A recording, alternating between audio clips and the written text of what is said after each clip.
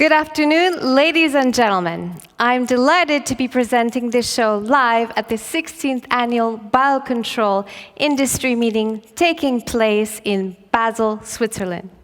My name is Joanna Morillon, and I have the pleasure of welcoming 11 international experts on biocontrol who are going to be debating this very important question: how will biocontrol help transform agriculture? Remember, this is an interactive show.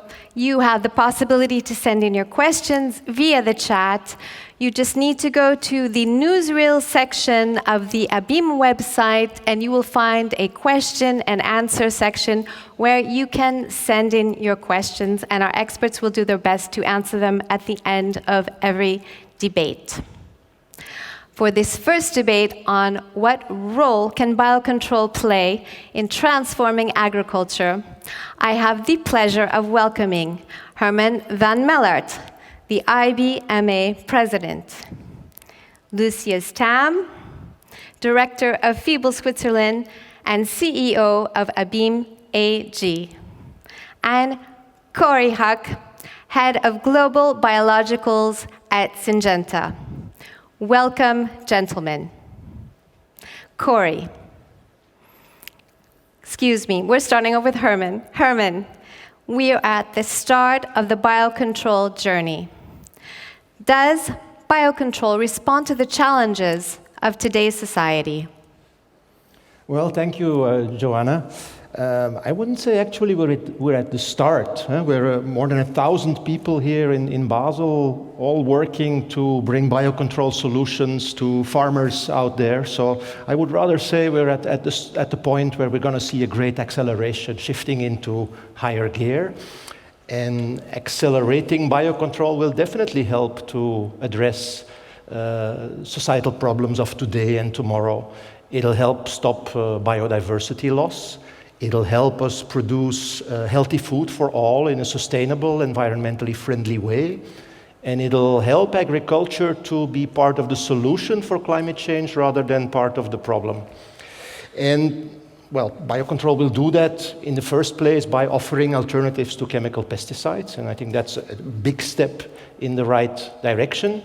But biocontrol will do more. It will actually bring ecosystem thinking into agriculture, on top of mind of every farmer, because using biocontrol well, you can't do that unless you observe what's going on in your crop, unless you work with nature, with nature-based solutions to produce a healthy crop in a healthy soil. And that's really that sort of ecosystem-based approach is what gets us away from a sort of linear industrial model of agriculture. You look for chemical inputs, you run a quasi-industrial process, and there's waste, and nature has to deal with the residues and with the nutrient excess and with the soil erosion.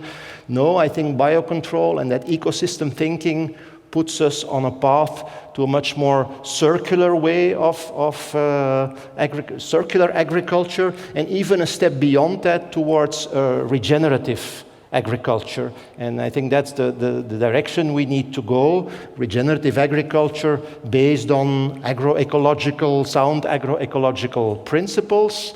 So in summary, biocontrol is agroecology in action, and I think that's what we need to address the problems of today and tomorrow. Fabulous. Corey, could you show us that biocontrol has less impact on soil microfauna than traditional treatments? Yeah, thanks, Joanna. I think there's really requires a different way of thinking, maybe even beyond how do you impact the soil microbiome, and how do we deploy new technologies, or maybe even some technologies that have been around for several years, and deploy them in a more effective way. So one example that comes to mind on the way that we can reduce that impact is pheromones. How do we use pheromones? How do we use pheromones more effectively, not only by themselves, but even in an integrated crop management program? So what I mean by how do we use pheromones, it's about how to, instead of controlling a population, how can we change our mindset to managing a population? So pheromones give us the opportunity for mating disruption. And how do you put a pheromone in the field at exactly the right time, using digital insights, using all the data that we might have available to us, in order to confuse the males, so they never find the females, and therefore you disrupted the population. Therefore, the destruction of the crop is offset. So it's about how do we think differently about the way we manage these pests. And for 30 plus years, we've been using pheromones in crops such as, specialty crops, grapes, nuts, et cetera. But even today's technology, where you can move to more of a fermentation-based pheromone production, really drives the cost down to where this great technology can be expressed and expanded into a lot of other row crops and for broader use. So I think that's one way that we can reduce the impact on the soil microbiome. And I really think we have some breakthrough technologies that's going to get us there faster than we had just a few years ago. So I think it's very, very exciting. Okay, Corey. So would you even go as far as to say that it can have a positive impact on climate change? Yeah, absolutely. I think it can have a positive impact. I think it's one set of a very important tool that's available to us. Offsetting the climate impact and offsetting the climate change for our growers around the world. It's all about how do we become more productive on an acre or a hectare of land. And I think biocontrols will play a bigger role in that, even more so than it does today. It's about 3% of the total market today in terms of the overall sales of biotic stress management, including synthetic chemistries. So I think it's going to be an increasing tool over time to help us. At Syngenta in particular, we've reevaluated and reestablished our innovation model. And we now, when we look at all technologies, biologicals included, we look at it really under the lens of what we call the 3 R's. So the first R is around respect. I mean, how to respect the soil health, the soil microbiome, and how do we assure that the biodiversity is minimally impacted. The second is reward. This does all have to make sense for the grower. And how do we make sure the grower gets an efficient product and allows him to be more sustainable, him or her, to be more sustainable both economically, societal, and even environmental sustainability. So, this whole concept of how do we reward the grower through the process. And then further reduce, and this sounds really weird coming from a company like Syngenta, but we really want to reduce inputs that growers need to use around the globe to produce really effective and safe crops. So that's around reducing not only inputs but residues. So that's where we put a lot of time on our effort of reducing those nutrients, whether it be for water, crop protection, synthetic fertilizers. Those are the types of things where we focus our innovation model on hitting those 3 R's. So yes, I think we can have a significant impact on climate change. Okay, thank you, Corey. Thanks, thank you. Now we are going to see an Italian wine grower who will show us that biocontrol fits completely into the agroecological approach. Let's take a look. Un piccolo tarlo in testa ha iniziato a divorarmi e i 3.000 metri che si risolvevano in 2 giorni di vendemmia oggi è diventata una realtà media, perché stiamo parlando ora di più di 25 ettari, suddivise in 3 DOC, di diventare leader invece in quello che è la ricerca dell'identità dei vitigni autoctoni, e ne abbiamo a centinaia qui, e in quello che è il rispetto di un territorio. Quello che era un hobby all'inizio è stata la sostenibilità ambientale, quindi ho iniziato a coltivare gli autoctoni, ho iniziato a lavorare senza andare a stravolgere con materiali, ossidazioni o riduzioni ogni singolo vitigno o vigneto. Quindi sin da subito la volontà è stata, diciamo, di ritorno all'organico, di ritorno alla biodiversità, che bisogna considerare il vigneto come soggetto e non come oggetto. Ai tempi non si sapeva che sarebbe andato sotto il nome di biocontrollo come la ricerca di ogni vitigno nel suolo migliore. Fatto 30 anni fa non si sapeva che sarebbe stata chiamata zonazione, quindi in maniera un po' rocambolesca ho iniziato ad usare una serie di diciamo prodotti molto naturali, bacillus dato sempre, confusione sessuale sposata alla cieca e in pieno da subito, ci ha portato a una sanità dell'uva impressionante, veramente dal punto di vista anche di punture, di ovodeposizioni trovate. Mondo tricoderma, subito, quindi una serie di funghi che colonizzano a fronte dell'evitare, diciamo, colonizzazioni di altro genere. Anche lì, insomma, assolutamente a favore. In maniera implementata di anno in anno e complementare ha dato dei risultati splendidi. E fondamentale quindi il gestire il vigneto con ingressi molto limitati e quindi la volontà di rivedere un suolo animato. A chiosa posso dire che difficile sarebbe una vita agronomica senza biocontrollo. Fondamentale è il supplemento di un equilibrio legato a una parte biologica e una parte di biocontrollo. Ecco, sicuramente con il biocontrollo si fanno vini più veri, vini più identitari, vini più rispettosi. Questo. So we are going to go on to the next question for Lucius. How does biocontrol play a role in regenerative agroecology, sustainable or organic agriculture, Lucius?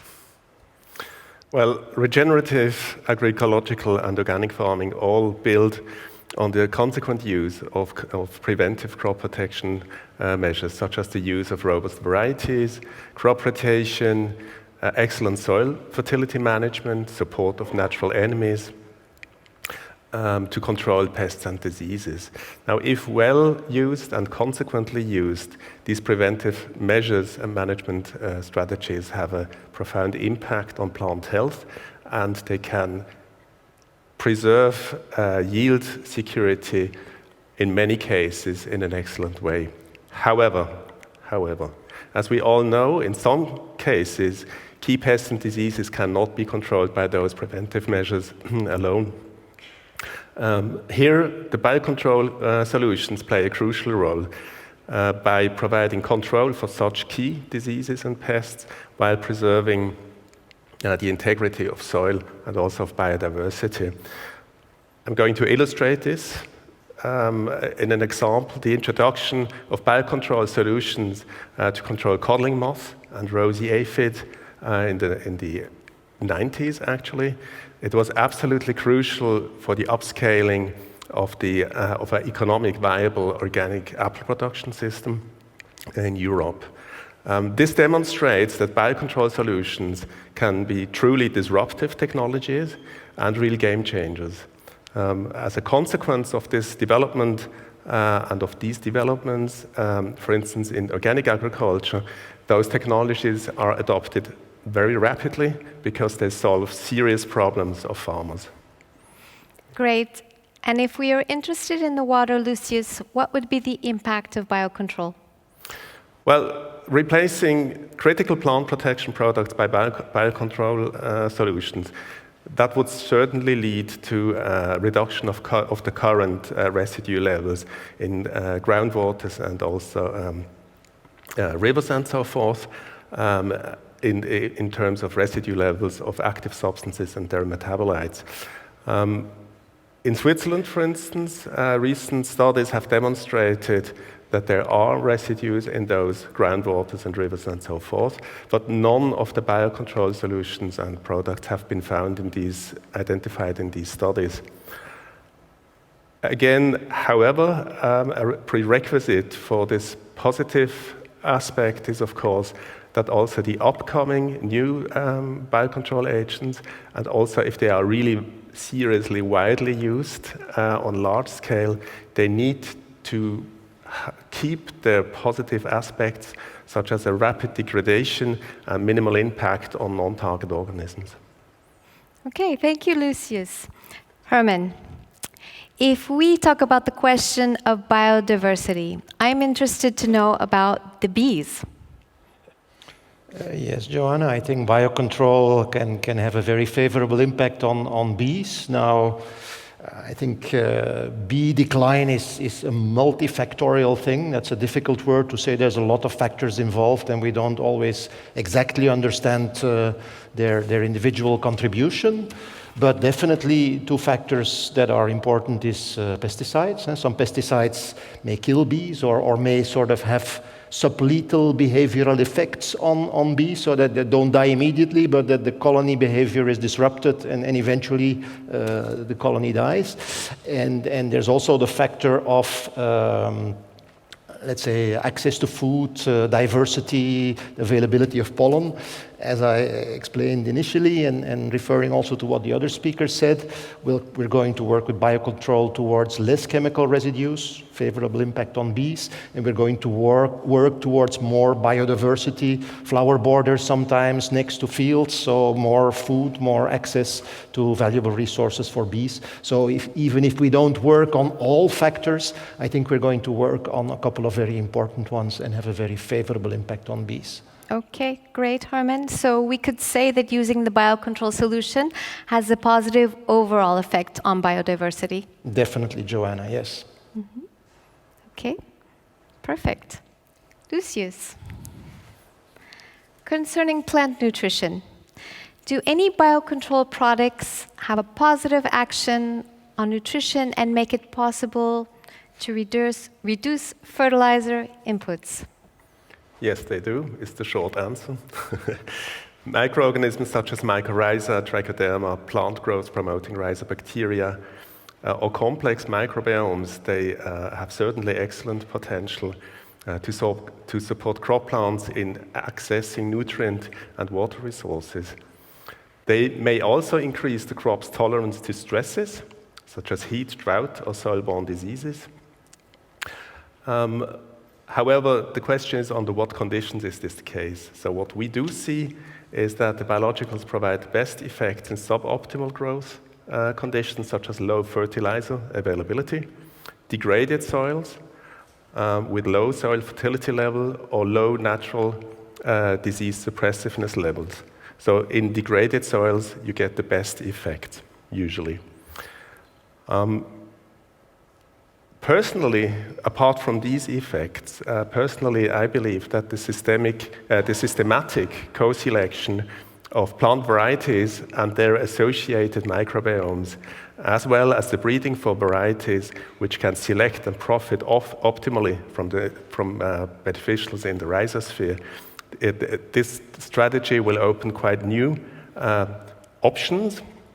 And it will, I'm sure this is going to be a key strategy for the future for the more efficient use of fertilizer inputs. Thank you, Lucius. Herman, and in the future, what new biocontrol solutions can we expect? A lot of them, Joanna, but maybe first to comment to sort of, add something to what yes, speakers please. were referring to. I think we're situating biocontrol in the context of organic agriculture, and definitely there it has a lot of potential. Biocontrol solutions almost by definition or very often work well in organic agriculture, but they go well beyond organic agriculture. Many other growers also use biocontrol solutions. I think that's a useful, let's say, comment for sometimes people think that it's biocontrol equals organic agriculture. No, biocontrol goes well beyond organic agriculture. Now, expanding on what solutions can we expect, a lot in each of the categories of products that we are working in, new beneficial insects, new microbes, new types of natural substances, new pheromones. I think all that is in store, and a lot of it, and it'll come to market fast if regulatory systems allow. Sometimes the European regulatory systems make it difficult, so the less obstacles we see, the more we'll see coming to market fast. And then in terms of innovation, I think there's more products, but there's also working better with the interplay of products. As we advance in our understanding of the ecology, we'll know better how these different solutions interact, how we can deploy them together in a synergistic way, and that's again ecology, but not only in a sort of soft way. I think there is also a lot of new technology going to be deployed in that context.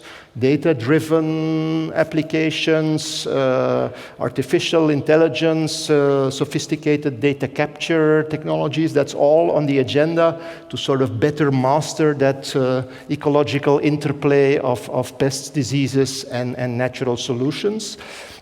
And then we'll see technologies to better formulate the different products so that they're, let's say, active longer in the field, better protected from sunlight, better protected from rain. We'll see new technologies, again linked maybe with data science to apply them at the right time and at the right spot.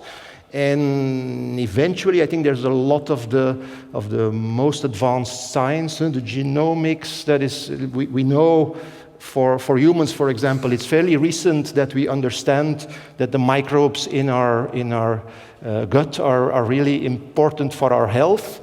We're starting to understand the same, the diversity of microbes in the soil, the diversity of microbes on the plant surface. That's important for the plant's health and performance. And the deeper we dig into that, I think the more solutions we can effectively deploy from the Biocontrol toolkit. Thank you, Herman.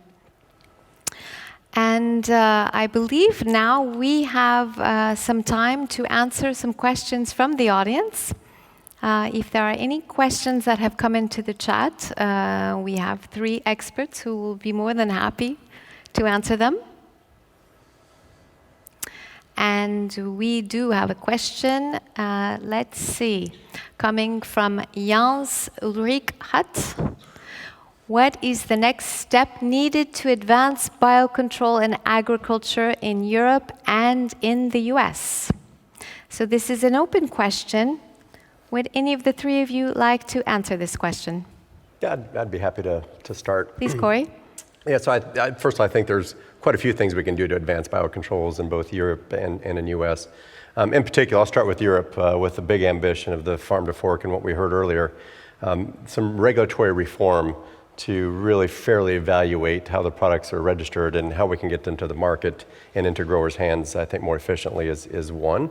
And the other also, I think, is there's a lot of new science finding its way into the biocontrol area, and it's matched with a lot of capital that hasn't been in agriculture before. So there's a lot of interest here. So it's about taking these early stage technologies and advancing them quicker, whether it be everything from peptides to microbials, and understanding at a molecular level, even at a genetic level, of how these products work, how we can make them more effective. So I think it's part science, but it's also part regulatory in particular. But as you get in, and we have an opportunity to look at a lot of different science, very early stage over a given year, and it's really exciting, a lot of the science that might be pent up in a lab somewhere in a university or even a young startup company that, how do we help that see the light of day and get the right focus, the right attention, all the things that Herman just said around formulation and all the other capabilities that we have. So I think it's going to be a little bit of a collaboration approach rather than I've got the answer and let me show up to you with the answer. So it's more collaborative, and getting the right science to find the light of day will be a big objective for us. Okay, so collaboration is the key. Thank you, Corey. Thank you very much. And we do have time to take a second question from the audience.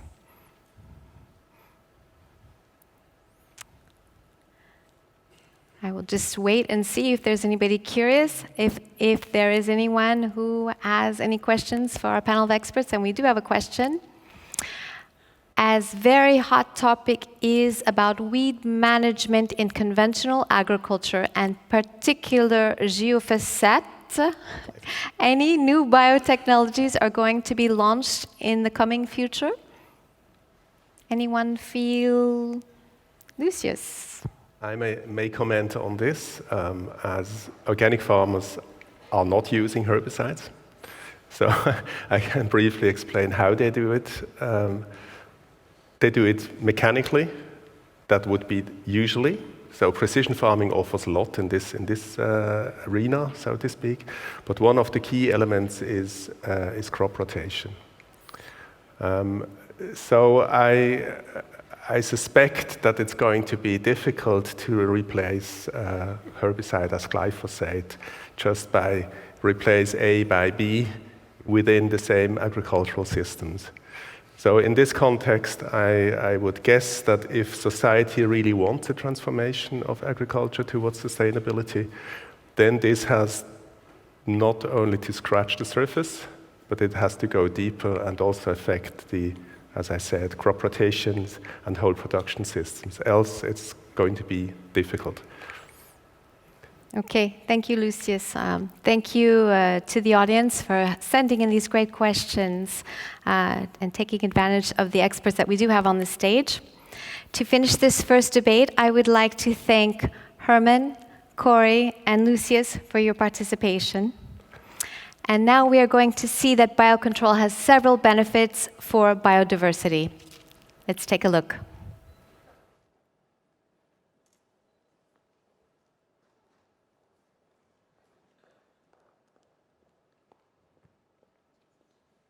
So there is no discussion there. Biocontrol is very positive to biodiversity. It respects non-targeted fauna and flora. There are no negative side effects. Everything is targeted.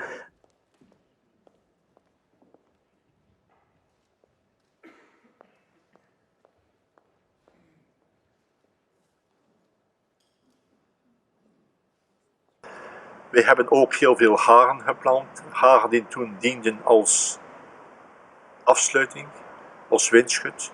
Maar tezelfde tijd ook als een soort schuilplaats voor nuttige insecten, ook voor vogels.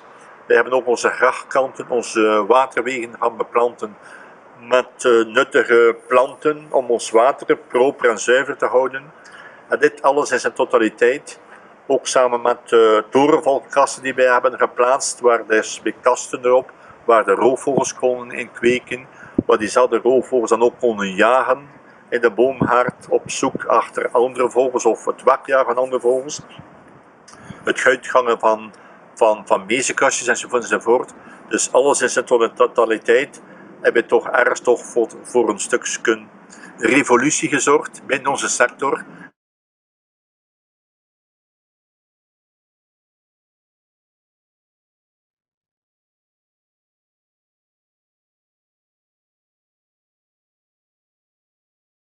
Een nevenfunctie, waar we later pas achter kwamen, is dat de natuurlijke vijanden van de luis zich schuil gaan houden in die bloemenranden. Waardoor ik eigenlijk niet meer tegen de luis hoef te spuiten. De laatste 10 jaar heb ik mijn aardappelen, suikerbieten en graan nooit meer corrigerend gespoten voor de luis. Het bloemenmengsel is speciaal geselecteerd op bloeitijd, bloeiwijze, dat er altijd iets bloeit. Nu zie je de klaproos volop. Over 3 weken zie je die niet meer. Er komt weer een andere bloem voor in de plaats. En het is ook geselecteerd op bloeiwijze, zodat verschillende insecten makkelijk bij de nectar en het stuifmeel kunnen komen. En zodoende dat die natuurlijke vijanden hier gaan schuilen en zo uitzwermen over onze gewassen, om zodoende onze luizen op te eten. Welcome back. For the second debate on how to speed up market access for biocontrol, I have the pleasure of welcoming Karine Grosbeau, Treasurer of IBMA, Ulrich Kuhlmann, Executive Director Global Operations from CABI, Roma Gwynn, Vice President of IBMA, and Christian Huyghe, who is the Head of Research for INRAE. Welcome, ladies and gentlemen. Karine, is the approval of biocontrol solutions very different depending on the country? Yes. First, I can say that what is common across the world is the requirements, or the level of the requirement, which are very similar, if I summarize. What is different, in fact, is the procedure, so meaning how's the application, how the risk assessment, how the dossier are handled, which is very different country by country, with different systems. And even if in Europe, where we have an harmonized regulation, which is a regulation in 1107, and with this harmonized regulation, we are faced to different endings at member state level, with some countries having some incentive for evaluating and marketing this kind of product in their country, like in France, but there is also other examples. And then you have, we have good example of differences even in Africa. In Africa, you have a different kind of procedure of ending of this kind of product, which is very different compared to what is done in Europe. I would say it's not more easy, but it's handled differently. Biocontrol products are handled separately, not all the time, but I would say in some countries, like in Kenya, for example. And we have heard from Brazil also that they have reviewed totally their procedure in order to ease their marketing.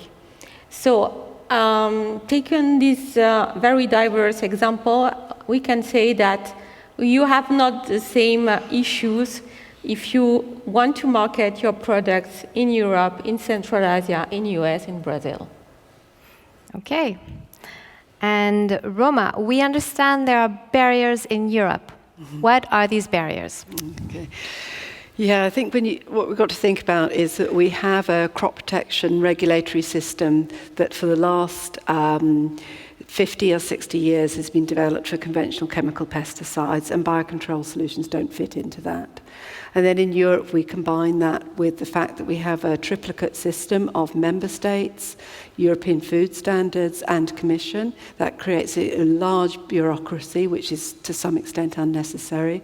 We also have insufficient expertise in the biocontrol technologies across Europe and the member states. And then we can see with all the delays that we've got in Europe now that the member states are not resourced properly to deal with these technologies. So what does this mean? This means that in Europe it's taking 7 years plus to get a product from the beginning of the regulatory system into the hands of the farmers. And what that means for the farmers, they don't have the solutions. But it also means for companies, how do they survive for 7 years with no income coming in as well? So it creates a big problem. When you can contrast what Europe is doing to the rest of the world, it's on average taking about 2 years from the beginning to getting a product out that you can start to sell. And in some countries it takes less than that. And you think of a good example of the USA, which over 30 years ago had the foresight and vision to create a biocontrol technology regulation that is separate from their chemical regulation. What that means is these products aren't held up by the issues that they have with chemistry. They're able to bring these technologies forward much faster. And what you end up doing is you get those products into the hands of farmers. Farmers need these tools for sustainable agriculture. And the way I look at it, I can't see any reason why Europe can't do that. And we could help farmers to get these tools much faster. Okay, thank you, Roma. Christian, does the redesign of cropping systems, and in particular the lengthening rotations, open up new avenues for accelerating the use of biocontrol? Very good question, sure. As it has been said by Roma, we are entering the biocontrol in a system that has been designed for pesticide. And the big difference is that biocontrol you try to control, to regulate, while with pesticide you try to kill. And because of this huge difference, in fact, with biocontrol, we are going to systems, to levels that have a partial effect.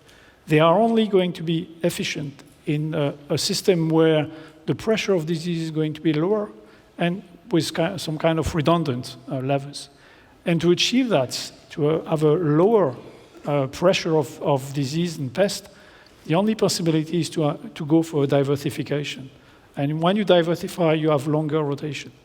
And this is also where you can establish the diversity and the biodiversity, the associated biodiversity to boost and to have more regulation. And in addition to that, if you have a completely changed cropping system, you can try to get more money back from more money and more willingness to pay in a kind of system where more traceability is ensured. So definitely we have to address new cropping system, and not only through biocontrol, a substitution approach. Substitution is going to be a dead end. Reconception, redesigning is really the way where we have to go. So we need a lot of agronomists in such groups. Okay, thank you, Christian. And to remind you, the theme of the second debate is how to speed up market access for biocontrol. Now we are going to see how biocontrol is being used in Mexico. Let's take a look.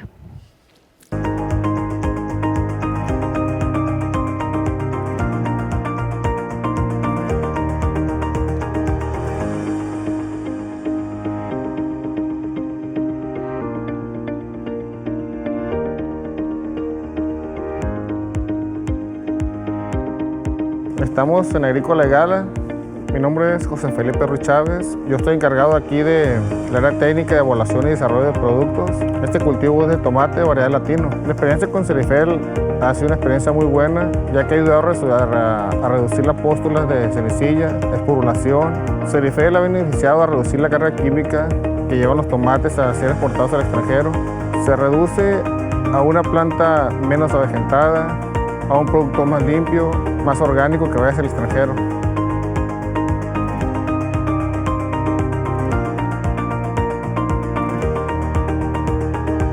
Este ya ser un producto biológico, no tiene ningún riesgo al aplicador, ya sea por inhalación o por contacto, no tiene ningún riesgo ya que es un bacillus.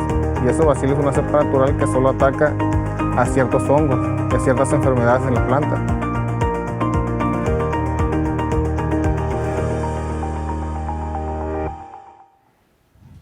Uli, what are the key factors to accelerate the use of biocontrol in developing countries?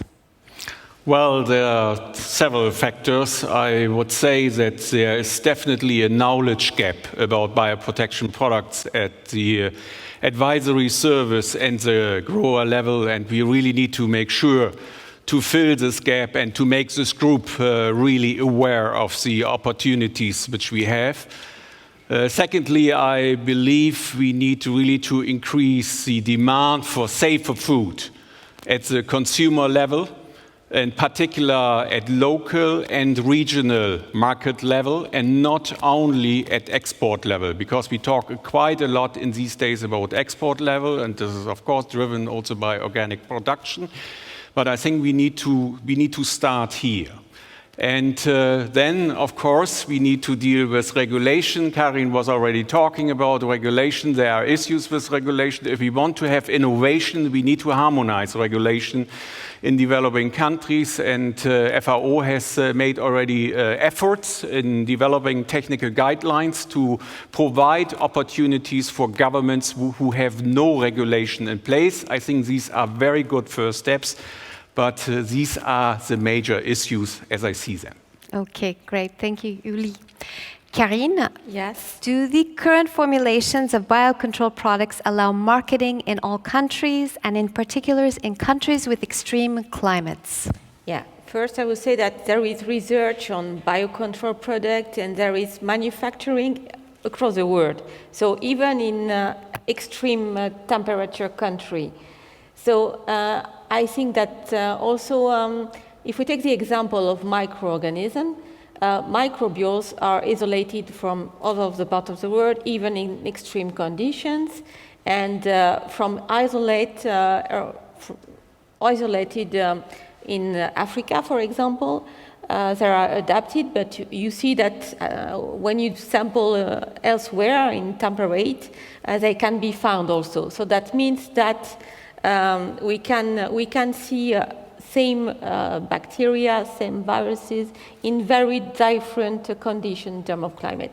Then there is a formulation, and the formulation of product has been really improved and upgraded during the past years, taken into consideration the duration at storage for sure, but also the duration on the crop, so one spread. So I would say that seems that it's work, it is tested, and these kind of parameters are considered at manufacturer level, for sure. Okay, thank you. Roma, similarly, should production centers be developed as close as possible to users? It's a mixed answer to this, really, because it depends on the technology, it depends on the country, and it depends on the investment and business model. So some technologies lead themselves to being local production. So I know a lovely example of an entrepreneur in Benin who decided to produce a botanical extract from a tree, and he set up where he was very remote from the capital, and he worked with local farmers and growers to gather the botanical materials for him, and he manufactured there. So he created a lot of employment in the area that he's in.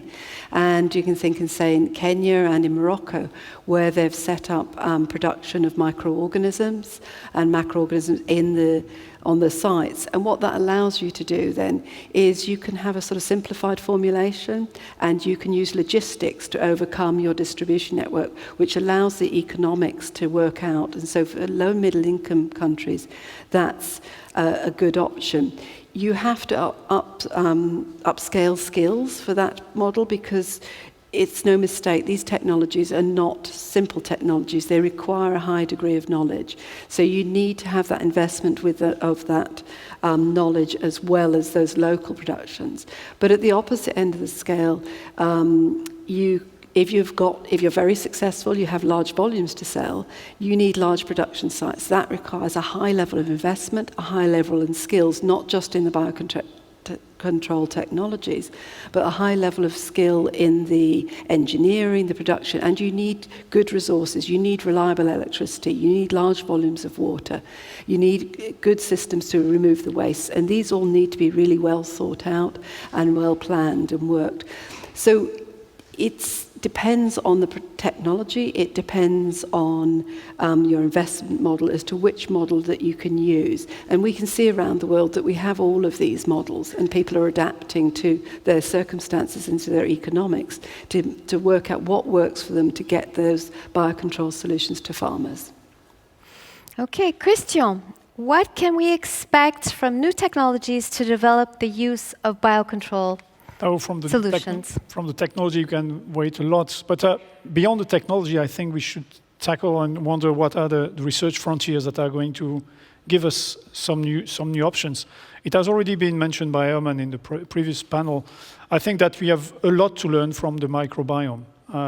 We are all specialists of the human microbiome, but the fact that there is a microbiome in the soil, along the roots, along the leaves and the stems, is something that is just opening a new possibilities, a new universe. We have to understand what it is, to have the ability to read it, to screen it. We must be able to understand what are not only the role of every species, but also the role of the communities. And so this is opening a need for research, and the research are already starting there in microbial ecology.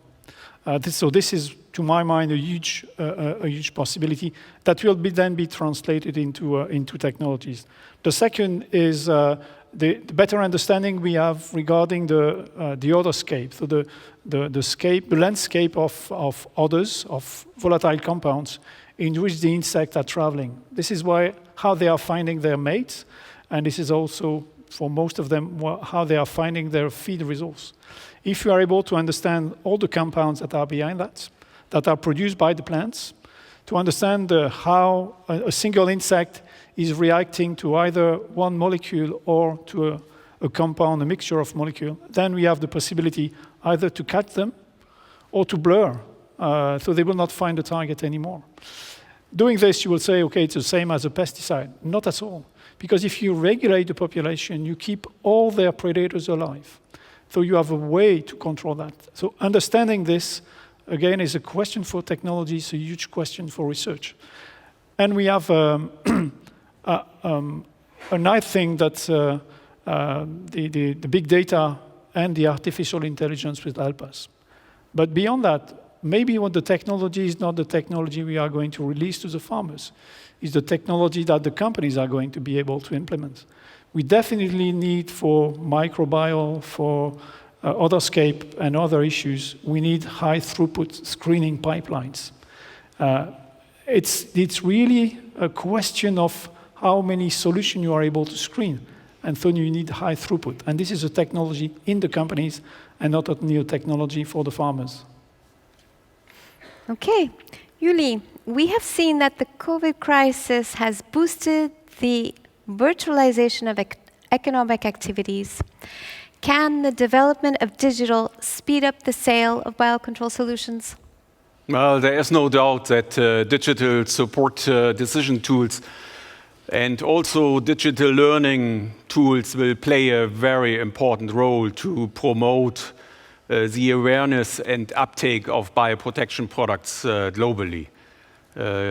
We reacted already in February 2020 and launched an online free-to-use digital support tool for the advisory service and growers. And this this tool provides information about the registered bioprotection products in a given country. So in the end, the users will profit and will gain information to identify, to source, and to apply these bioprotection products for a given crop pest situation. And I like to add, to make it sure that we understand also the use of smartphones has really increased rapidly over the last years. Now, from 2016 to today, we are talking about an increase of 74%. By 2025, it's being predicted that 75% of all of us who are using the internet will do it only through smartphones. So you see there is pressure on the market that we are coming up with tools to make sure that these groups are all really served well to get the information they are looking for. Okay, great. And if we talk quickly about the constraints. Yeah, there are always constraints. This is clear with all the good stories about this. The market penetration, maybe we should talk about this, about smartphones, is of course rather diverse around the globe. We have the highest rate of market penetration in the US market, about 80%. And as an opposite, in Pakistan, we are talking about 20%, right?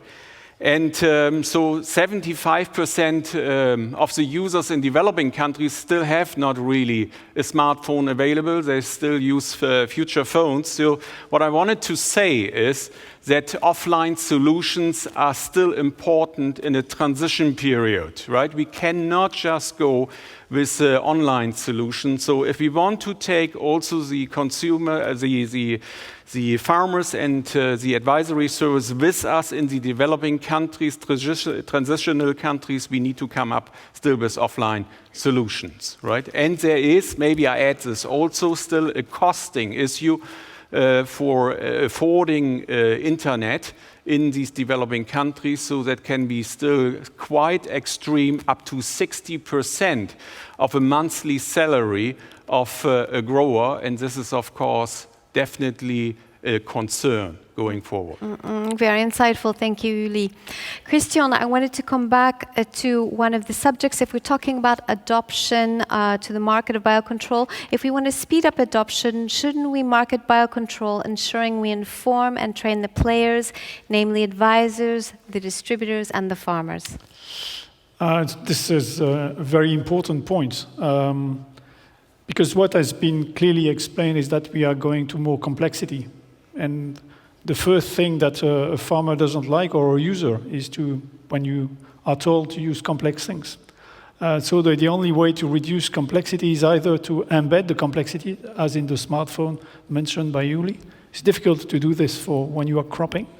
So the only other option is to have people that are well trained, that are with very good advisors, and also with putting around the farmers some manner to cover the risk. So we have to rethink the insurance issue related to biocontrol and the crop protection. So it's a kind of complete revisit of what is around the farmers in order to reduce the risk aversion and to reduce the mental charge. Last week I was attending a meeting in Chile, by virtual meeting, and there was a question of what is the major requirement for adoption. And one of the people who was talking was saying the farmers must have good sleep. And the only way to have good sleep is to have something that is secure or something that is accompanying you around that. So clearly revisiting advisory, revisiting training is important, and we are doing this for today and for the next generation. Okay, thank you, Christian. And now I believe we have some time to take questions again from the audience to our experts. And I believe we have a question already who has come up, which is one of the bottlenecks in deploying biological solutions, especially in Asia, is trust in the efficiency or the efficacy of the product itself.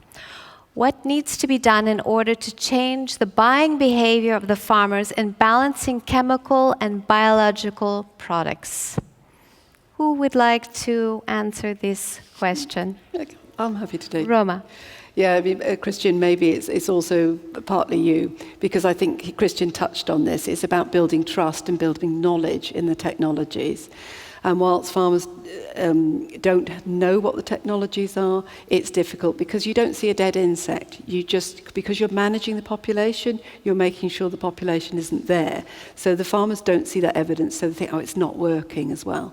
So you have to build the knowledge in the technologies, and when it touches into regulatory as well, there's always this question, we don't want efficacy as part of regulatory. But actually, I think it's quite good to have that sometimes because that helps to build the confidence. The data has been assessed by an independent body, and the farmers know that and can understand that, but it needs to be communicated to the farmers that that's what's happening. So I think that it can be solved, but I think as we've all been talking, biocontrol technologies are knowledge intensive, and we have to be better at talking to farmers, talking to growers, to help them to understand these new technologies and to move forward with them. Okay, thank you, Roma. And if I may add something, yes, as please. biocontrol is not a simple recipe, we need, as it has been mentioned by Roma, science-based evidence. It's going to be very much context dependent. So to be sure that farmers are relying on this data, we must ensure that there is a huge transparency on the information. So clearly this is a critical issue. Yeah. Okay. Well, demonstration is so important. No? What we are doing in developing countries is really making sure that growers are talking to growers because they believe of what a grower has experienced, and this is a way to do it, trying also to use different extension methods. And really using different ways also maybe through extension campaigns. Let growers talk in these kind of campaigns to make sure that you get this message across. Communication, growers talking to growers. And if I may add a point, please. It's also good that growers who use this kind of products from years share their knowledge, share their experience with the others. So it's good also that they have not only the speech from the sales or from the manufacturer, but also the sharing of experience from growers. Mm-hmm. Thank you, Karine. Very passionate question. Everyone had something to say. And we have another question that has come from the audience. Is the speed of biological technology innovation fast enough to fill the gap of chemical product phase outs and leave behind, particularly in Europe? Okay, I'll take the pause. Yeah, I think the biological technology innovation is fast enough. The speed at which we're seeing technologies coming forward, the innovation that there is in research institutes, and the understanding they have for these technologies and the potential of the technologies. But as we discussed earlier, regulatory barrier is just stopping them come through. So the ability to get these products into the hands of the farmers is just being blocked, not by innovation, but by the regulatory barriers. And we have to find a way to move past that so we can get these products into growers' hands. Yeah, and if I may add, as the question is mostly related to Europe, I would say that from now, because of all these barriers we have in Europe, some company decided to go elsewhere in priority and then at the end come back in Europe. So that means that in some other country, they have solutions which are not yet available on the European market. Mm-hmm. I'm not completely sure that the barriers are so strong. In fact, we must also provide scientific evidence to change the barrier and to change the rules. So the public policy must be also science-based. And today, in fact, all the public policies are based on a world built around pesticide. So we have to provide and to implement and to develop a solution, and also to make research for the public policies. And changing reaching a huge implementation of biocontrol requires biotechnical sciences and also humanities, including political sciences. And this is essential. all our regulatory issues have been built in the early 2000s. And so in a word, that was only built for pesticide. So we must go there, and we must speed up the innovation and also speed up the changes in public policies. Mm-hmm. Speed is of the essence then. Okay. Yeah, and it's not only speed, it's accelerating. Yeah. Speed and acceleration. Okay, thank you very much. To finish this debate, I would like to thank Roma, Karine, Huyghe, and Christian. Thank you, Joanna. And now we are going to see that very targeted applications for pheromones exist. Let's take a look.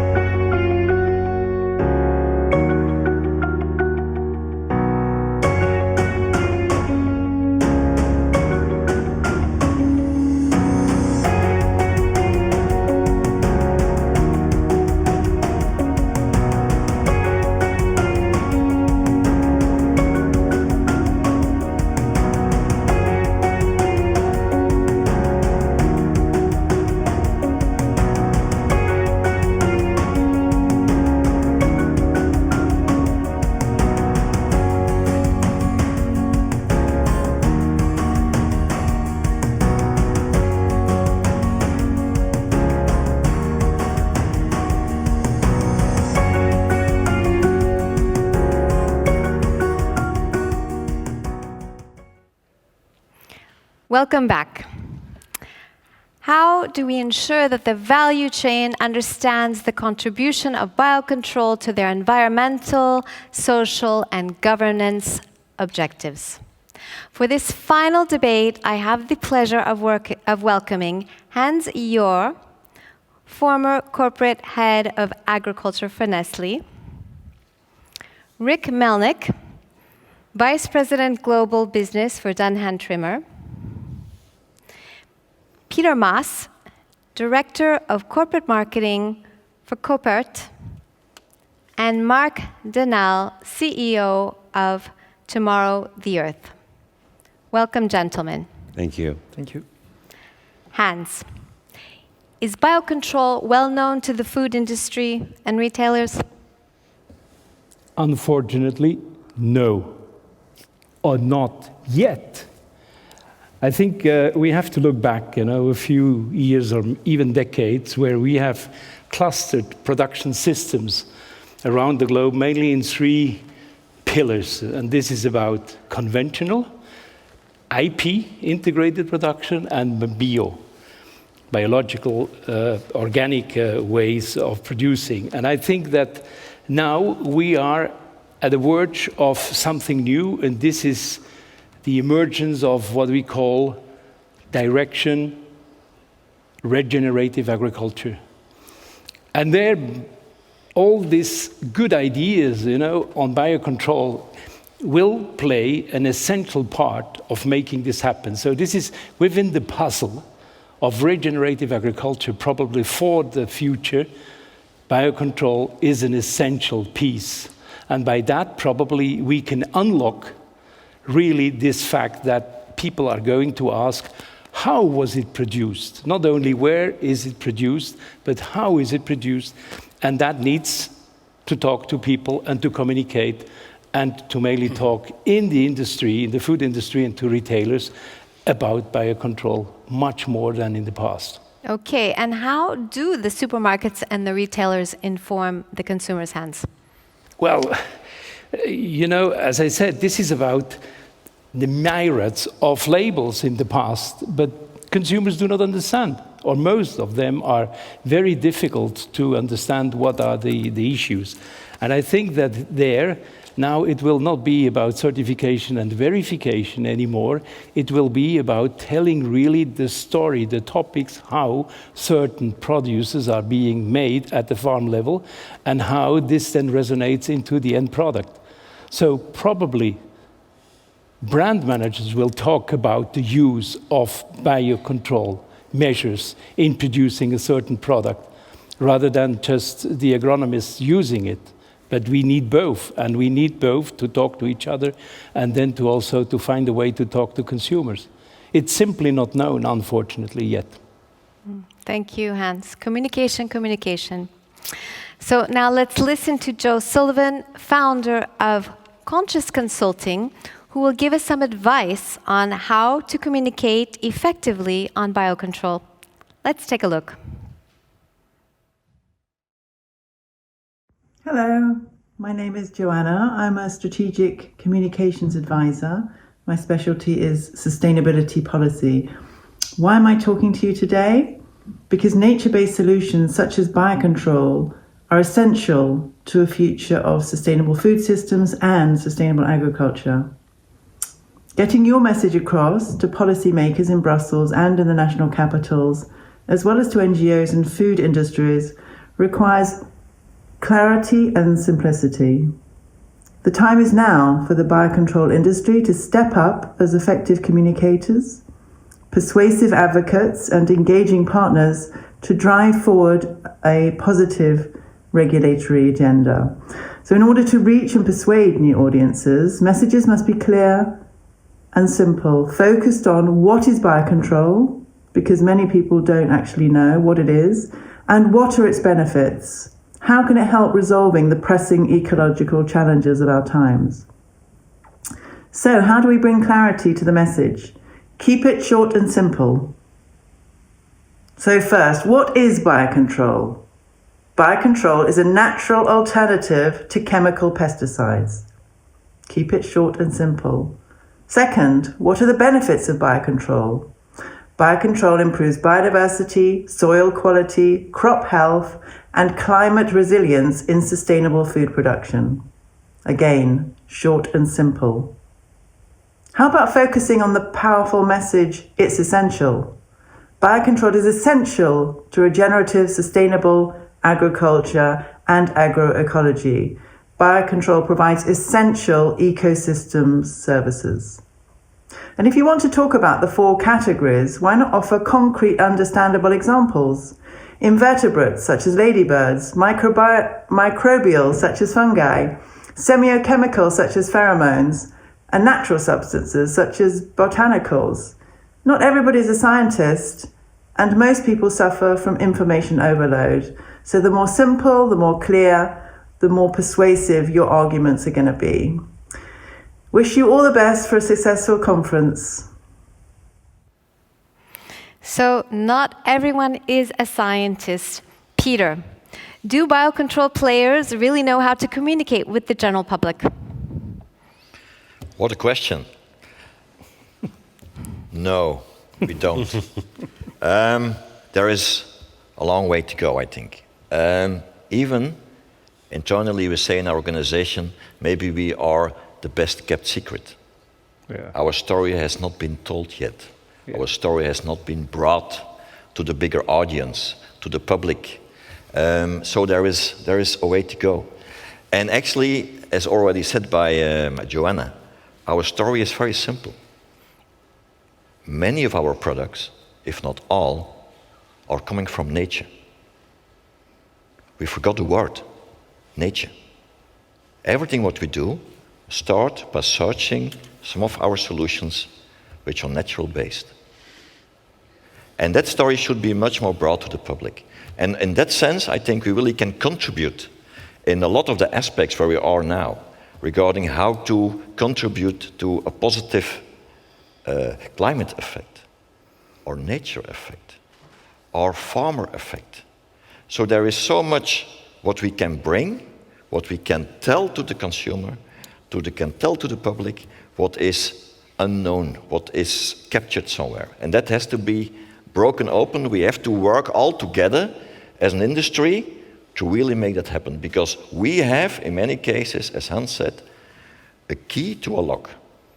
And it's up to us to make sure that that big treasure can be opened and that several of these solutions which are there can be brought to the market. And it's not only about biocontrol, has been said, because a lot of the products regarding natural enemies and microbes, etc., but it's about how can we make sure that our types of crops are becoming resilient. Of course, in a regenerative way, but also in a resilience way, because then we make it really sustainable. Okay, Peter, do you think that the biocontrol industry should be talking directly to the consumers? I think so they should. I think so they should. I think the time is there. The consumers, we call it consumer. Maybe that word should also be changed because it's about a citizen. We are all citizens of this planet. And our story really can contribute to several of these big challenges out there. And that story should be told better. And the only way how to do that is find connectivity with that citizens, because we are all citizens, right? Okay, Peter, do you have examples of successful cooperation between manufacturers and food retailers to show consumers' interest in using biocontrol? I think there are already some nice examples. Really, I think when you listen to the story of Mark later on, what is already happening in France, how they really are building connectivity with the retailers, with the manufacturers and the retailers, making a story, making a kind of a label so that the consumer in the supermarkets really see the difference, can show and can explain what the difference are, again, in a simple way. There are already locally some very nice examples. And I think looking into also how new start-up companies in Europe, but I think abroad, are also trying to build the connectivity, again, with digitalization. Because this is, I think, a new era for us where we need to use that way of communication much better than we have done in the past. I really believe that working together in the food chain, in the value chain, we really can make a difference. Okay, great. And Mark, what are the key messages we need the press to communicate to publicize biocontrol? First of all, we need the medias, all kind of medias.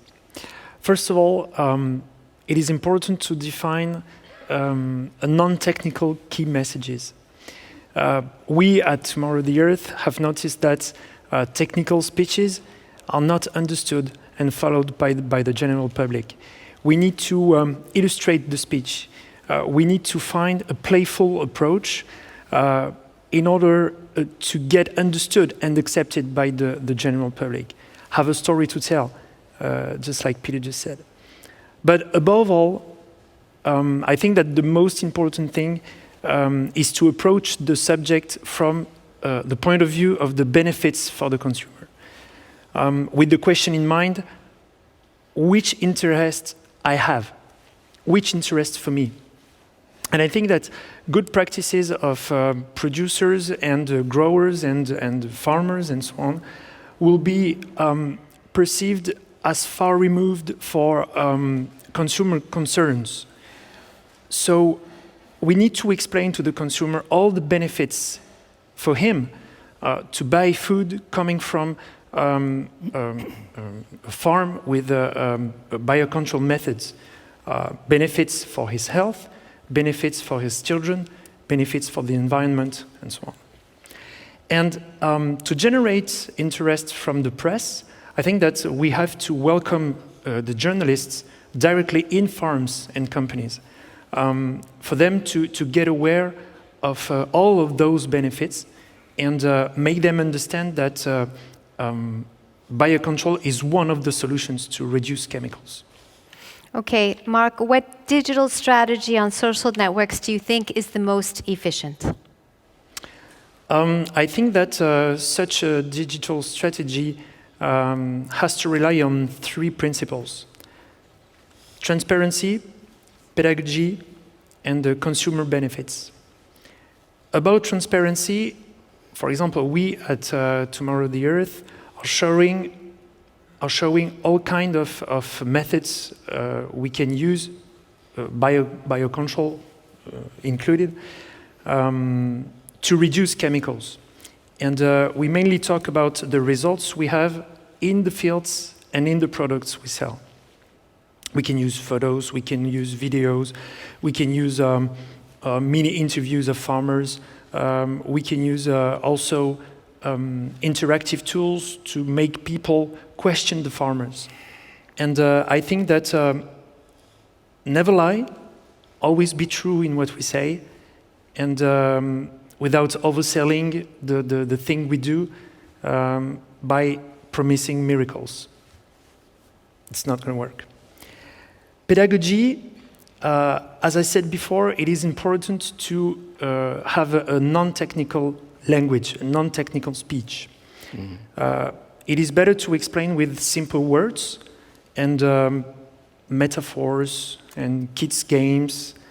The speaker, the person who is talking, has to present all the changes that have to be conducted in the technical production routes, including Biocontrol, and to make people understand how long and complicated it can be. Because never forget that we work with nature, and with all its variation and hazards that it can have. Consumer benefits, third point. Every action presented must be introduced regarding consumer benefits. Everything that I said before has to be directly addressed to the consumer.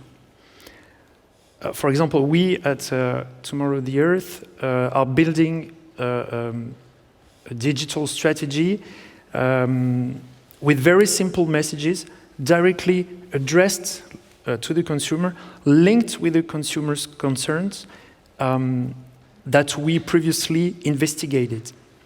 And cleaner methods, for example, Biocontrol, are part of the solution. So I think that the social networks are very powerful tools as long as they are used with their specific codes and languages. And also we have to keep in mind that the audience of each social network is very different. So the message and the way to present it has to get to be adapted to each target. Okay, so simplicity, transparency, and a real strategy on who to adopt the message to. Thank you, Mark. Welcome. Hans, what tools would the food value chain players need to convey the messages of Biocontrol?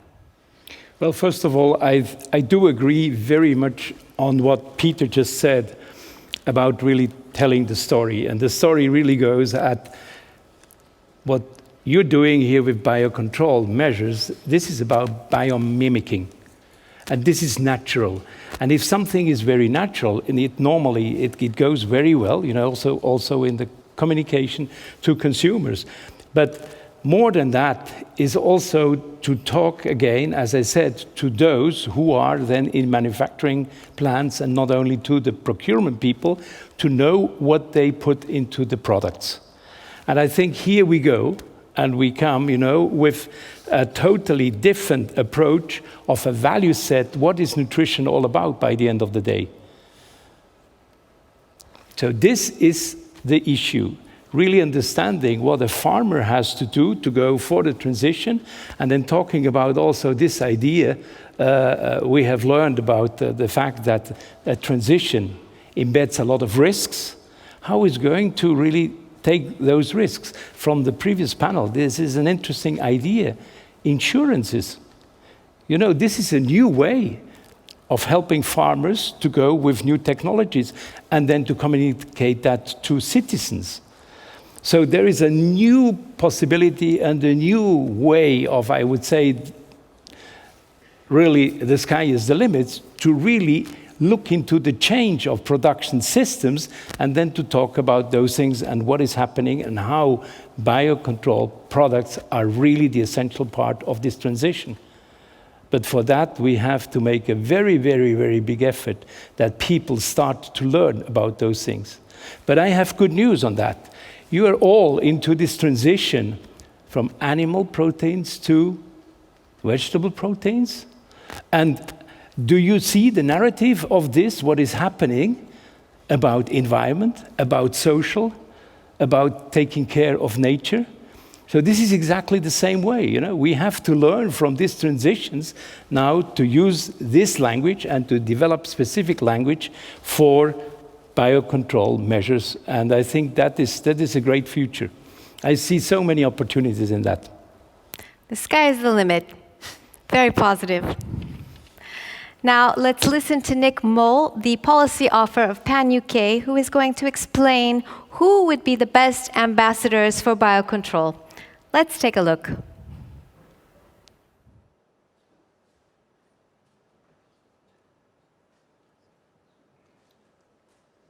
Biopesticides, or biocontrol in general, offers a huge potential advantage. It could help reduce human exposure, it could help protect our environment, it could help farmers grow in a more sustainable, ecological way. But they need promotion, and the question is who can do that? NGOs and other organisations can certainly have a role. So people like myself at the Pesticide Action Network UK, we do see biocontrol and biopesticides as a useful tool for, say, reducing the burden of pesticides wherever they happen. But really, if we want to take this forward in terms of ambassadors, that needs to come from the people that are using them. It needs to come from the farmers and the growers and to an extent the retailers who can replace the use of pesticides with more benign biocontrol methods. They need to be shouting about the success, the benefits, and whether that's benefits on environment, whether that's benefits on protecting their operators and their growers from human mouth, or whether that's financial and income benefits. No, it's the people at the end of the chain, the people who are actually using them, the people whose livelihoods depend on them, the people who make a living and an income for them, and ultimately the people who are harmful, affected by pesticides. Switching to something better, they're the people that need to be ambassadors. NGOs, civil society can, of course, and will support them, but ultimately, if we want to encourage greater uptake of biocontrols, it has to be shown to be a working, viable, financially secure way of doing business, and the only people that can do that are farmers, growers, and others who actually use them on a day-to-day basis. Now, to finish this third debate, we are going to focus on the United States. Rick, is biocontrol known to American consumers?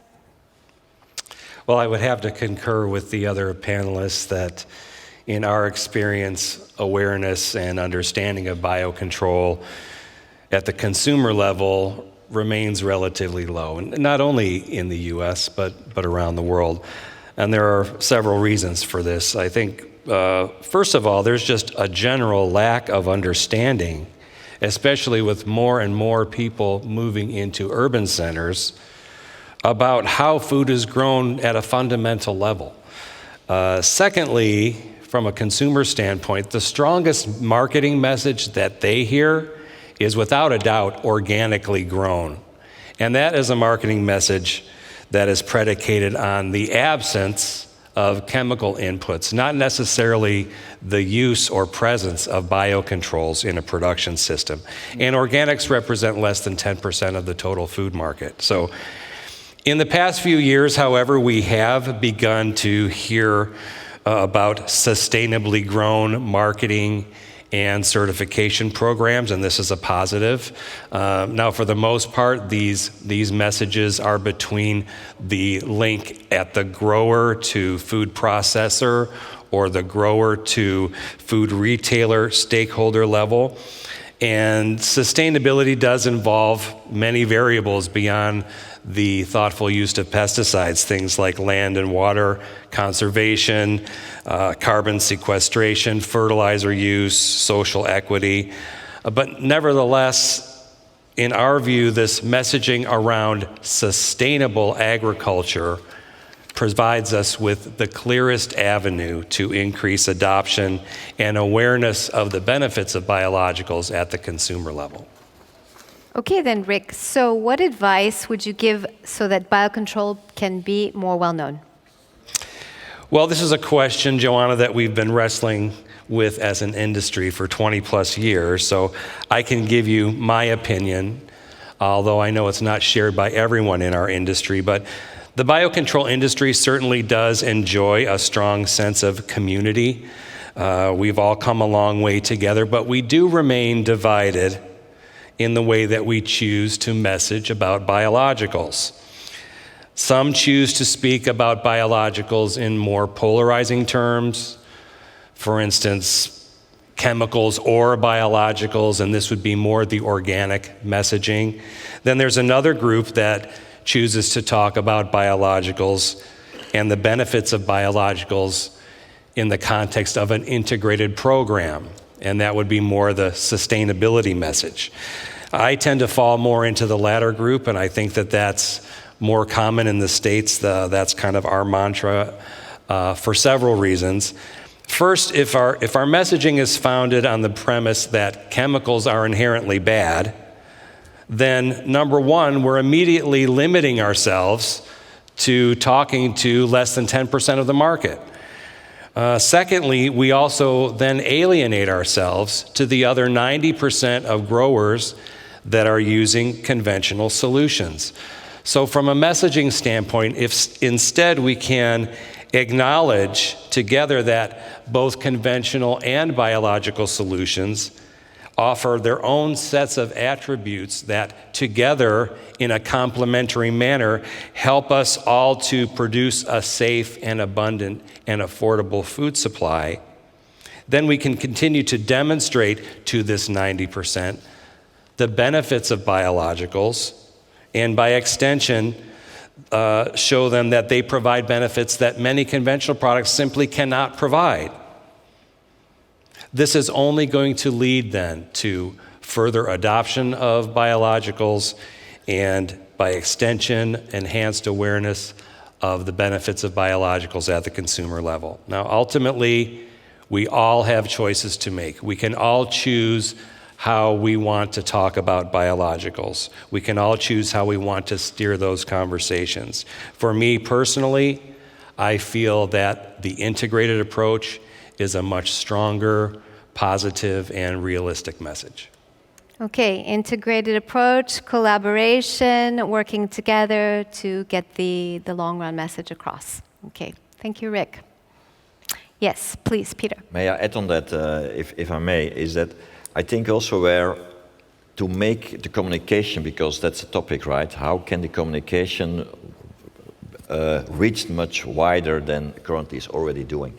I think what I feel is that the new generation, the new boys and girls which are and want to become a farmer, when I'm listening to their stories, when I'm listening to their vision, how they want to do it different, how their parents did, and maybe all little by little want to go back how it was maybe in the past. I'm not saying we need to go again to the Middle Ages, but really to have a mind shift. There is a tremendous new generation of farmers and growers coming up who really want to make a step ahead regarding more sustainable, regarding more integrated, etc., and let these farmers and growers start to communicate with the consumers. They can do that. The digital highway is there. It's their world. It's their environment. And then I think this is going to make sparks fly. This is going to make it happen. I think we should invest much more in that, using their stories. And there are already several websites where you can find them. And let's encourage this to really make it happen. Yes, let's encourage. Yes, Hans, Yes, quick comment. I can only really go exactly in that direction, because we have set some ideas on regenerative agriculture and talking to farmers and to sourcing managers. And we set up, like for the farming system for the future, really to use and optimize the use, for instance, for synthetic fertilizers and DAC chemicals, wherever it is feasible. Wherever it is feasible. This has never been said before, and we want really to increase biological control versus ag chemicals per se to have no contamination and no residues, in the raw materials that the food industries are buying. So this is a totally new way. This is a twist that is out only a few months ago, and that is the reason I'm so optimistic, because I'm with the young farmers, I am with the young, innovative farmers, and if we have them on board, then you all reach exactly the goals, and that is really going uphill, at speed. Okay, well, I'm loving this optimism to end this debate. And we do have a question that's come in from our audience, which is, other than an easier registration process for biocontrols, what marketing strategies would be needed to get products faster to market? Anyone care to answer this final question? I think it's my profession, but everything is about marketing. And I think that we as an industry, and of course it's needed, it needs to be scientific, it needs to be it needs to be good, it needs to be safe, whatever. But we are lacking some marketing competencies to bring our story, to distinguish ourselves, to put ourselves on the agenda, to put ourselves on the table. And I think with a better understanding how marketing works, I think we also need to embrace it. So everybody please hire marketing people in the room as much as possible to make sure that we all together can make it happen. Because there, I think there is a big lack. And not only for our industry, but maybe even for the food industry as a whole, at least for the fresh food industry. Okay, thank you, Peter. And one final question from the audience. How can startups with innovative formulations work with agrochemical companies to bring effective biocontrol solutions to the market? What is the readiness of the industry? Mark? I see that the two last questions were very focused on products, biocontrol, chemical, whatever. I think that, as we, all four of us have said, I don't think we have to focus on this specific problem. I think we have a more general approach of what is agriculture and what needs the agriculture to go forward and find new solutions to get better for the environment, for the health, and so on. I don't think only focusing on products is the problem. And this kind of question is, okay, it's good, and we need to find new products and new solutions to get better and faster and so on. But focusing on only the chemicals and products, I don't think this is a good thing to do. Okay, well, we have come to the end of our series of debates, and I would love to thank the participants of this final debate, Hans, Peter, Mark, and Rick, as well as all the other participants from the previous debates, and ABIM AG, IBMA, and FiBL, who are responsible for the production of this show, and to all of you for watching.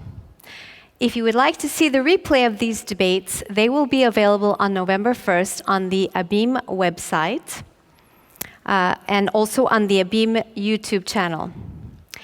Thank you once again for watching, and see you next time.